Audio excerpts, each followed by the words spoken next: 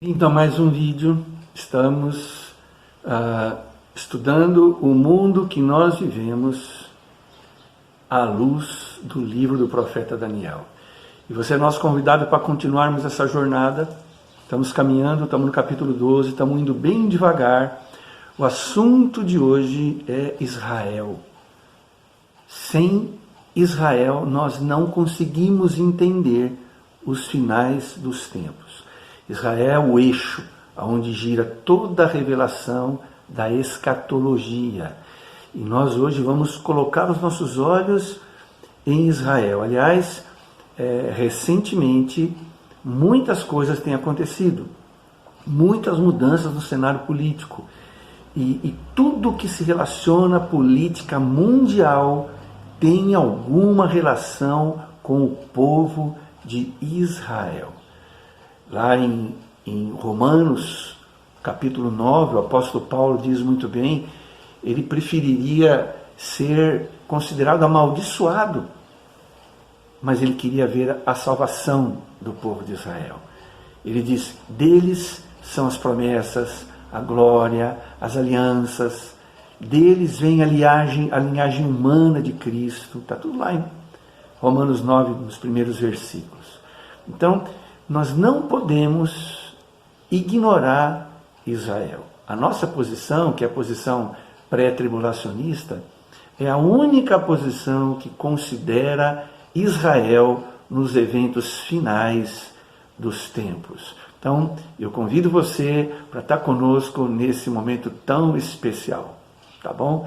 Vem com a gente, mais um estudo fundamentado, baseado, estabelecido na revelação da palavra de Deus. Vamos lá? Se você perguntar para um cidadão comum quem é o povo judeu, é bem provável que você vai ouvir o seguinte: é aquele povo que matou Jesus, é aquele povo que vive em conflito com os árabes. Se essa pessoa for um pouco mais instruída, talvez ela diga que conhece um ou outro personagem judeu de evidência, mas muito pouco se sabe sobre Israel, num sentido abrangente, e para desgraça nossa, para tristeza nossa, no meio cristão quase nada se sabe sobre Israel, exceto as histórias bíblicas, e a gente muitas vezes se esquece que essas histórias são todas judaicas. Então, a nossa fé cristã tem raízes no judaísmo. Nós não somos judeus, nós somos considerados gentios. A igreja gentílica, a igreja composta de pessoas não judaicas, a menos que você seja um descendente de Abraão. Então, seja bem-vindo a esse nosso estudo. Estamos estudando o livro do profeta Daniel, que não é reconhecido como profeta na Bíblia judaica, mas ele é considerado um dos grandes profetas por todos os mestres do cristianismo. Muito bem. Lá em João capítulo 4, verso 22, Jesus disse uma coisa que deveria fazer com que nós nos interessássemos pela história de Israel. Ele disse assim: a salvação vem dos judeus. É isso mesmo. João 4:22. A salvação vem dos judeus. Isso é muito importante, tá? Então, a Bíblia nos foi dada pelos judeus, os profetas foram judeus, os apóstolos de Jesus foram judeus, como Jesus também o foi, tá? E o livro de Daniel deixa claro que é impossível nós estudarmos escatologia ou a teologia do final dos tempos deixando Israel à margem. É impossível. Tá? Israel, ele é o centro da revelação de Deus, principalmente agora nesse tempo que nós estamos vivendo. Praticamente todos os problemas de âmbito mundial, das questões internacionais, elas estão de alguma maneira relacionadas com Israel. Na oração de Daniel, quando ele ora no capítulo 9, a expressão "o teu povo" aparece 5 vezes, dando a entender claramente que a intercessão que ele está fazendo é pelos judeus, é pelo povo de Deus. Tá? Também vemos isso se repetir na mensagem do anjo, no capítulo 10, verso 14. Agora vim, olha o que o anjo diz, Daniel 10, 14. Agora vim para fazer-te entender o que há de suceder ao teu povo nos últimos dias, porque a visão se refere a dias mais distantes. Tá?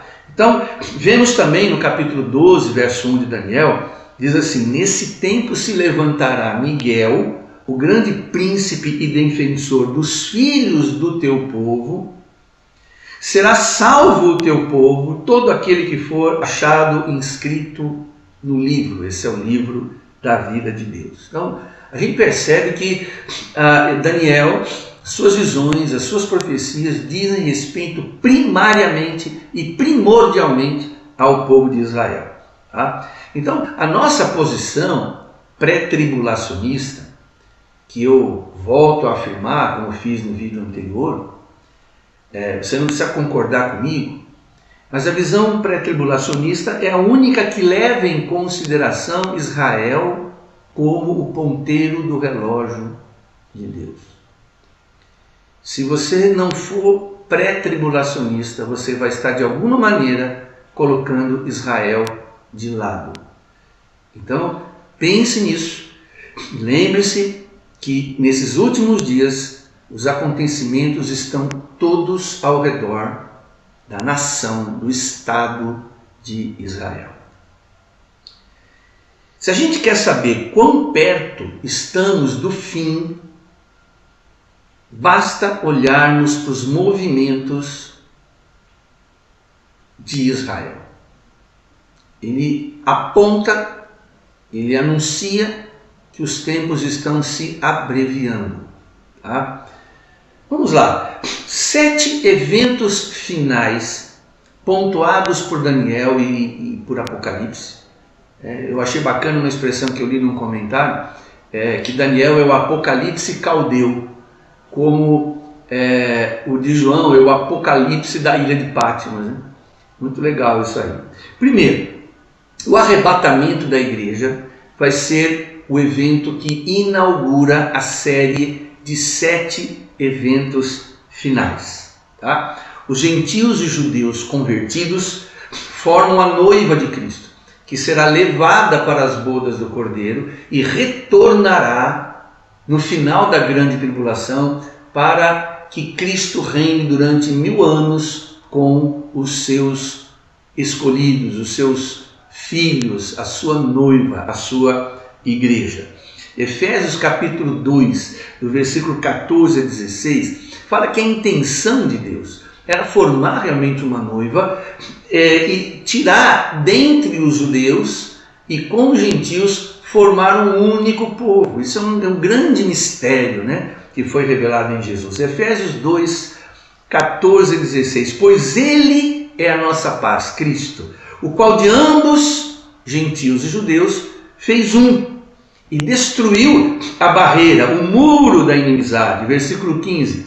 Anulando em seu corpo a lei dos mandamentos, expressa em ordenanças. Olha só, anulando em seu corpo, porque o corpo de Jesus não era apenas um corpo judeu, era um corpo humano. Então, como humano, ele morre pela humanidade, como judeu, ele morre pela sua nação. Anulando em seu corpo a lei dos mandamentos expresso em ordenanças. O objetivo dele era criar em si mesmo, dos dois, gentios e judeus, um novo homem, um novo ser humano, uma nova raça, fazendo a paz. Versículo 16. Reconciliar com Deus os dois em um só corpo, por meio da cruz, pela qual ele destruiu a inimizade. Então, primeiro acontecimento, o arrebatamento para a noiva de Cristo, para os salvos em Cristo Jesus, para aqueles por quem Jesus morreu. Segundo evento, o anticristo, logo após o arrebatamento, nós já vimos isso quando expusemos o pré-tribulacionismo, tá? Ele se manifesta, ele é um líder mundial, né? Então, como líder mundial, ele vai dar uma explicação plausível sobre o arrebatamento, sobre o que aconteceu com aquele desaparecimento súbito de milhões de pessoas sobre a face da terra. Elas vão desaparecer. A palavra arrebatamento significa um rapto, algo de repente, né? É alguma coisa que e já foi. É um abrir e piscar de olhos. Quantas vezes eu já pisquei os olhos aqui e você já piscou aí? Pois é, o arrebatamento vai ser assim. Não vai dar tempo de você dizer, nossa, está acontecendo um arrebatamento. Deixa eu fazer uma oração aqui. Cadê minha Bíblia? Cadê o pastor? Deixa eu saber o que está acontecendo. Não, já foi. Fração de segundos. O piscar dura uma fração de segundos. É assim que será o arrebatamento. E aí o anticristo vai surgir. Ele aparece. Ele vai então ter uma resposta. Eu fico imaginando, né, o que ele pode dizer, né? Ele provavelmente vai dizer, olha, vocês repararam que essas pessoas que desapareceram eram fanáticas, eram cristãs, né? Viviam aí nos seus guetos, viviam aí enfiados dentro dos templos, viviam aí querendo resolver os seus pecados dando sopão debaixo da ponte, fazendo caridade. Esse povo aí é um retrocesso. A humanidade precisa avançar, a humanidade precisa crescer. É um povo contra o aborto, contra o casamento de pessoas do mesmo sexo, contra tudo. A humanidade tem que andar para frente. Nós não podemos ficar olhando no retrovisor. E esse povo desapareceu? Ainda bem, porque agora sim a humanidade vai caminhar, todos os impedimentos, todo esse freio que eles exerciam ao progresso da humanidade, agora não tem mais, vamos que vamos, agora o mundo vai atingir o seu apogeu. O ser humano vai se tornar realmente soberano e poderoso sobre a terra. Aliás, o pensamento humanista é um preparativo para o anticristo. O que é o pensamento humanista? Ele coloca o ser humano como regra sobre todas as coisas. Não há regra, não há lei, não há nada. O que há é o que o ser humano gosta, o que o ser humano quer, o que o ser humano precisa, o que lhe dá mais prazer e mais conforto. Isso é o humanismo. Então, nós não somos humanistas, nós somos cristãos. E como cristãos nós sabemos que tem um Deus. Esse Deus nos criou a sua imagem e semelhança e estabeleceu regras. Tá? Existem igrejas pregando aí o anonismo, quer dizer, a completa ausência de leis, né? Existe aí o anarquismo. Enfim, tudo isso gerado por um pensamento chamado humanista, que coloca o ser humano como regra e como base para tudo que é certo, para tudo que é errado. Se faz bem, se é bom, se é gostoso, então não pode ser errado. Esse é o pensamento humanista. O anticristo vai vir com essa conversa fiada, com essa conversa mole, dizendo, né, e justificando o desaparecimento dessas pessoas. E os 3 primeiros anos, os 3 anos e meio da tribulação, vão ser de um progresso fantástico, né? Se você acha que nós já progredimos o suficiente, os 3 anos e meio, na metade da grande tribulação, o anticristo, com a ausência da igreja, ele vai empurrar as coisas para frente. E nós vamos ver eu espero não estar aqui, e você também não. O anticristo vai ver a coisa progredir de uma forma assim absurda, mais do que a gente imagina. Então, os judeus, eles vão equivocadamente achar que esse é o seu Messias e vão recebê-lo, pelo menos vão ser enganados por 3 anos e meio. É até bom se um judeu está assistindo isso, ou um judeu messiânico, se tem alguém ligado à nação de Israel, é bom saber disso. Jesus só está avisando, quem sabe, né, algum judeu que me ouve aí, possa pensar, puxa vida, isso procede, pode ser mesmo, né, pode acontecer. Pastor, isso está na Bíblia? Sim. Daniel fala sobre o chifre pequeno. Está lá em Daniel capítulo 8, verso 9. De um dos chifres saiu um chifre pequeno e se tornou muito forte para o sul, para o oriente e para a terra gloriosa. Não preciso nem falar qual é a terra gloriosa, né? E no capítulo 8, ainda no versículo 25, diz assim: por sua astúcia nos seus empreendimentos, vai anotando aí, fará prosperar o engano, no seu coração se engrandecerá e destruirá muitos que vivem despreocupadamente. Esse é o problema da nossa geração. Por que nós estamos enfrentando uma pandemia? Porque as pessoas estavam vivendo muito despreocupadamente.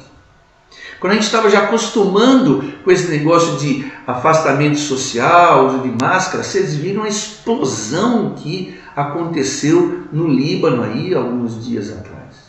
Coisa espantosa. Então, hoje nós estamos sendo sacudidos por essa série de eventos para a gente parar de viver despreocupadamente e se preocupar com a nossa alma, se preocupar com o nosso futuro, se preocupar com a eternidade. Isso é muito sério. João, no capítulo 5, verso 43, eu tenho citado esse versículo várias vezes, Jesus disse uma coisa importante que é uma profecia. Eu vim em meu nome. Não, eu vim em nome do meu Pai e não me recebeste. Se outro vier em seu próprio nome, certamente o recebereis. Porque Jesus sempre disse, meu Pai que me enviou, é meu Pai que me sustenta, é meu Pai que me guia, eu só falo as palavras do meu Pai. Jesus foi muito humilde nessa situação, mas o anticristo não vai ser não. Ele vai se colocar no lugar de Deus, vai dizer que ele é Deus e vai receber a adoração. Preste muita atenção nisso. Há um comentário muito legal, Thomas Ice, um artigo, chamado O Anticristo e seu Reino. Ele diz assim: quando o Anticristo apresentar um tratado de paz a Israel, será imposto com força superior e não um tratado de paz negociado. Ainda que contenha elementos necessários para o acordo, ele incluirá a delimitação das fronteiras de Israel, o estabelecimento de relações comerciais com os vizinhos, algo que Israel não tem atualmente, principalmente oferecerá proteção contra ataques externos, o que permitirá que Israel relaxe seu estado de constante alerta militar. Também é possível prever que algumas tentativas serão feitas para abrir áreas sagradas de Jerusalém para outras religiões a elas relacionadas. Então, isso é interessante, eu acho bacana esse comentário, precisaria dizer.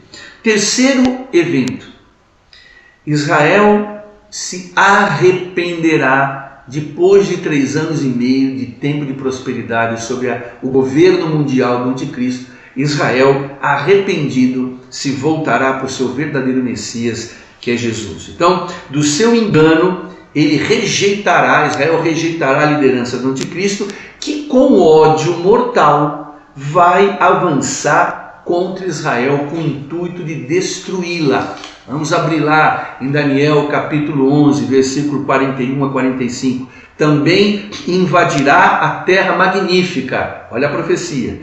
Muitos países cairão, mas Edom, Moabe e os líderes de Amon ficarão livres da sua mão. Ele estenderá o seu poder sobre muitos países. O Egito não escapará, pois ele terá o controle dos tesouros de ouro e de prata de todas as riquezas do Egito. Os líbios e os núbios a ele se submeterão. Versículo 44, mas informações provenientes do leste e do norte o deixarão alarmado. E irado partirá para destruir e aniquilar a muitos. Armará suas tendas reais entre os mares, no belo monte santo. No entanto, ele chegará a seu fim e ninguém o socorrerá. São todas profecias alusivas ao anticristo. Quarto evento: Israel se refugiará. Então aí é uma profecia assim incrível, que eu creio que irá acontecer, até porque a Bíblia é bem clara, E Israel vai se refugiar em algum lugar no deserto próximo, vai fugir. Alguns estudiosos, eu posso dizer que não é um, nem dois, nem três, são vários. Eles afirmam que talvez a cidade de Petra, na Jordânia, seja para onde Israel se refugie. E milagrosamente Deus vai cuidar da nação naquele lugar. Apocalipse capítulo 12, verso 13 e 14, diz assim: quando o dragão, o diabo, viu que havia sido lançado à terra, começou a perseguir a mulher que dera à luz a um menino. Essa mulher é Israel. Foram dadas à mulher as 2 asas de grande águia para que ela pudesse voar para o lugar que lhe havia sido preparado no deserto, onde seria sustentada durante um tempo, tempos e meio tempo, fora do alcance da serpente. Ou seja, 3 anos e meio depois da revelação do anticristo. Então, começa a grande tribulação, o anticristo reina mundialmente por 3 anos e meio, até que Israel percebe, descobre, que ele não é o seu Messias, e aí então começam 3 anos e meio de grande aflição para Israel e para o mundo. Quinto evento: Israel se converterá a Jesus, seu verdadeiro e único Messias. Esse dia deve ser glorioso. Imagina um judeu se convertendo, gente. Imagina um judeu quando ele reconhece que aquele Jesus de Nazaré, filho do carpinteiro, que ele achou que fosse apenas um profeta qualquer, que no final da sua carreira de profeta blasfemou, dizendo que era Deus, dizendo que era o Messias, e cuja condenação foi promovida pelo próprio povo judeu, que gritava: crucifica, crucifica. Você imagina que conversão linda que deve ser de um judeu, ainda mais nesse tempo do fim. Deve ser algo assim extraordinário, maravilhoso. Alguém que sempre desprezou aquele Jesus como se fosse mais um louco, mais uma pessoa desqualificada, mais um lunático, e de repente eles descobrirem que realmente era o Deus encarnado, que andou sobre as águas, que repreendeu o mar, que curou o cego de nascença, que ressuscitou mortos, que purificou leprosos, que falou com uma propriedade extraordinária sobre o significado espiritual da lei no Sermão do Monte, Mateus 5, 6 e 7.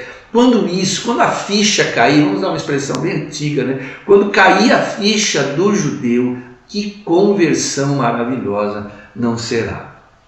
E há profecias sobre isso. Zacarias capítulo 14, do verso 4 ao verso 9, diz: naquele dia estarão os seus pés, os pés de Jesus, sobre o Monte das Oliveiras, que está de frente a Jerusalém para o Oriente. O Monte das Oliveiras será fendido pelo meio, para o Oriente e para o Ocidente, e haverá um vale muito grande. Muita gente diz isso, alguns comentaristas dizem que assim como o Mar Vermelho foi aberto para o povo sair, e fugir da ira de Faraó, aqui também vai haver uma fenda no Monte das Oliveiras por onde Israel vai passar e fugir da fúria do anticristo. Lembrando que Faraó é um tipo do anticristo. Metade do monte se apartará para o norte e outra metade para o sul. O Senhor será rei sobre toda a terra. Naquele dia, um só será o Senhor e um só será o seu nome. Como eu espero isso. O mundo espera um líder mundial, só que eles estão esperando o anticristo. Agora, o nosso Jesus vai ser o líder mundial. Com ele não vai ter esse negócio de corrupção, não vai ter desigualdade, não vai ter preconceito, não vai ter feminicídio, não vai ter absolutamente nenhuma bizarrice no meio desse mundo. Jesus Cristo reinará e estabelecerá um governo por meio da sua igreja, dos seus apóstolos, dos seus profetas, todos com o corpo glorificado, aonde a justiça, meus amados, vai reinar. Hoje em dia, o símbolo da justiça é uma mulher com os olhos vendados, mas naquele tempo o símbolo da justiça vai ser um varão de cabelo branco e de olhos que são chamas de fogo. Não vai ter venda nenhuma nos olhos dele, mas os seus olhos brilharão como chamas de fogo. Haverá justiça. O brasileiro está com sede de justiça. O ser humano está com sede de justiça. Jesus vai matar a nossa sede, reinando mundialmente por 1000 anos com a igreja aqui, nessa terra, mostrando que essa terra é do Senhor. A Bíblia diz: do Senhor é a terra e a sua plenitude, o mundo e os que nele habitam. Isso aqui não é do anticristo, isso aqui não é do ser humano, pertence a Jesus. E um dia isso nós veremos concretizado e eu e você reinaremos com Cristo para sempre. Outra profecia sobre isso, Isaías capítulo 1, verso 2 a 4. Nos últimos dias acontecerá que o monte da casa do Senhor será estabelecido no cimo dos montes, no cume dos montes, e se elevará sobre os outeiros, e para ele afluirão todos os povos. Versículo 4, ele julgará entre os povos e corrigirá muitas nações, estas se converterão, né? E as suas espadas também em relhas de arado, e suas lanças em podadeiras. Uma nação não levantará a espada contra outra nação, nem aprenderão mais a guerra. Se tem alguém aqui libanês me assistindo, alguém da Síria, algum sírio, se tem alguém me ouvindo do Oriente Médio que sofre tanto com guerras, querido, entregue sua vida ao Rei dos Reis e Senhor dos Senhores. Um dia nós reinaremos com Ele num mundo onde não haverá guerra. Todos serão regidos humildemente sob o comando do único merecedor de reger esse mundo, que é Jesus Cristo. Ele deu a vida pelo mundo. Ele criou o mundo e deu a sua vida por esse mundo. Ele será o Rei final. Nós aguardamos realmente esperançosos esse tempo. Porque ser cristão é ser cheio de esperança, gente. Ser cristão é esperar o melhor. E o melhor de Deus será esse tempo, quando o anticristo, o diabo, for eliminado da face da terra. E por falar em diabo, né, aparece o rabo aqui, né? O sétimo e último evento no fim. O diabo será lançado no abismo, onde ficará preso por 1000 anos. Mas calma. Apocalipse capítulo 1, Apocalipse capítulo 20, do verso 1 ao verso 3, diz assim: então vi descer do céu um anjo, provavelmente Miguel. Tinha na mão a chave do abismo e uma grande corrente. Ele segurou o dragão, a antiga serpente que é o diabo, Satanás, e o prendeu por 1000 anos. Lançou-o no abismo, fechou-o e pôs selo sobre ele, ou um cadeado, né? Para que não mais enganasse as nações, até que se completassem 1000 anos. Depois disso é necessário que ele seja solto por pouco tempo. Então veja, não confunda o abismo com o lago de fogo. Tudo bem, é entre frigideira e fornalha, né? Mas o abismo é uma detenção temporária e o lago de fogo é uma condenação eterna. São coisas diferentes. Tá? O abismo é um lugar de prisão de demônios. Lembra que quando Jesus expulsou demônios do endemoniado gadareno, e ele foi para os porcos, né? E os porcos, expulsou os demônios disseram assim: não, nós não queremos, por favor, não nos mande para o abismo, e deixa-nos entrar nesses porcos. E Jesus então permitiu que eles entrassem nos porcos. Na verdade, eles estavam com tanto medo de Jesus que eles acharam que já estava na hora deles irem para o abismo, e isso não aconteceu, ainda não aconteceu, é um evento futuro. Então eles ficaram tão cheios de medo que falaram: pronto, nós vamos para o abismo agora. Mas não, eles acabaram entrando nos porcos, e esses porcos se precipitaram desse ladeira abaixo, porque o abismo estava um pouco mais para frente. Isso é paura mesmo. Então o diabo vai ser preso durante 1000 anos no abismo. Às vezes eu vejo as pessoas expulsando demônio, ordenando demônio para ir para o abismo. Quem não ordena demônio para o abismo é Jesus. Você tem que mandar o demônio sair. Sai em nome de Jesus, pronto. Para onde ele vai é problema de Deus. O abismo é um lugar escatológico. Para lá o diabo e seus demônios serão banidos e estarão sob uma detenção provisória de 1000 anos. Mas ainda haverá mais um tempo. Eu espero ainda poder conversar com vocês sobre essa questão do milênio, e você vai ver que depois de 1000 anos Satanás será solto. E eu não sei exatamente te explicar porquê, mas eu vou procurar saber. Eu vou ler mais a Bíblia, está aqui a minha companheira, né? Bíblia Sagrada. E ao que eu sei até agora, ele vai sair por quê? Porque ele ainda tem alguma autoridade, ele vai ter que ser julgado. A Bíblia diz que nós o julgaremos os anjos. Então ele vai sair ele vai vir com muita fúria, vai haver uma grande e última batalha, e essa grande e última batalha, mais uma vez, ele será derrotado, e aí sim, ele, o falso profeta, a besta, e todos aqueles que não foram achados inscritos no livro da vida, aí sim eles vão para o lago que arde com fogo e enxofre. Não queira saber o que é isso. Eu não imagino o que é uma experiência de morte eterna. A Bíblia chama isso de a segunda morte. Pois bem, encerrando, eu recebi do pastor Abeni um PDF falando sobre essa questão de Israel. Você pode dizer, pastor, mas isso está para acontecer mesmo? Olha para Israel. Israel é o ponteiro do relógio de Deus. É ele que vai apontar se os tempos estão próximos ou não. O profeta Ezequiel, ele profetizou lá no capítulo,